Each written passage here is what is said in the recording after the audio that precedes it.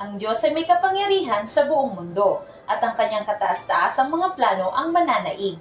Gayunpaman, mula pa sa simula ng paglikha sa mundo, ang tao ay binigyan na ng kalayaang pagpasya. Bawat pagpili o desisyong ginagawa natin sa ating buhay, mabuti man o masama, ay may kaakibat na responsibilidad at pananagutan. Sa pagkakaroon natin ng free will, hindi ito nagsasabi o nagpapahiwatig na ang Diyos ay nawalan na ng otoridad sa ating mga buhay. Ang sabi po ng salita ng Diyos sa Proverbs chapter 16 verse 1, we can make our own plans, but the Lord gives the right answer. Therefore, the sovereignty of the Lord does not diminish because of man's God-given ability to make his own free will choices. Binigyan tayo ng pag-iisip at puso na kung gagamitin natin ng naayon sa kalooban ng Diyos, hindi tayo mamamali ng desisyon at galaw. Ang sabi ng Proverbs chapter 19 verse 21, you can make many plans, but God's purpose will prevail. Kapag nagawa na ng tao ang lahat ng kaya niyang gawin sa pamamagitan ng kamanghamanghang biyaya ng Diyos, ang Diyos pa rin ang bubuo ng pangwakas na resulta. All plans formed in the human heart must necessarily be under the control of Him who is all-wise and all-powerful. They cannot exist without His knowledge. They cannot advance without His permission. Ang sabi ng Panginoon sa Proverbs chapter 16 verse 9, we can make our plans, but the Lord determines our steps.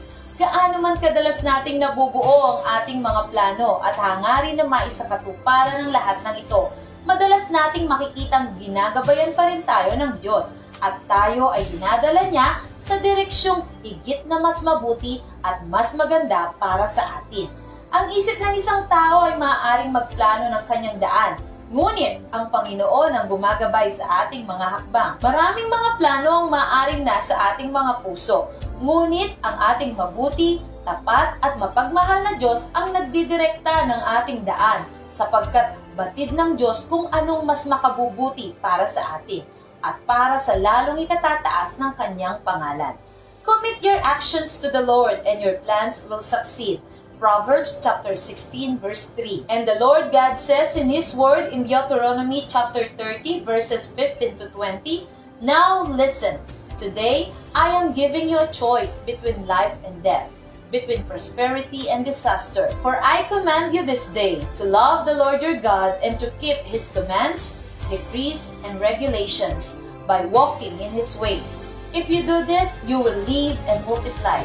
And the Lord your God will bless you and the land you are about to enter and occupy. But if your heart turns away and you refuse to listen, and if you are drawn away to serve and worship other gods, then I warn you now that you will certainly be destroyed. You will not live a long, good life in the land you are crossing the Jordan to occupy. Today, I have given you the choice between life and death, between blessings and curses. Now I call on heaven and earth to witness the choice you make. Oh, that you would choose life so that you and your descendants might live. You can make this choice by loving the Lord your God, obeying Him, and committing yourself firmly to Him.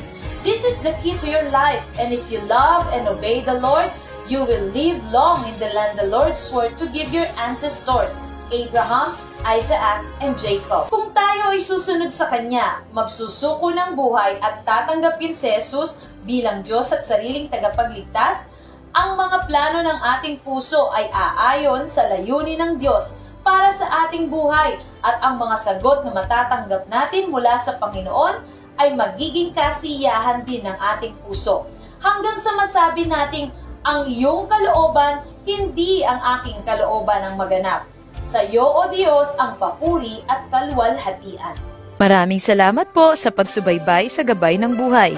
I-like niyo po ang aming page at abangan ang bagong video tuwing araw ng Lunes, Huwebes at Sabado, ganap na alas 7 ng gabi. To God be the glory.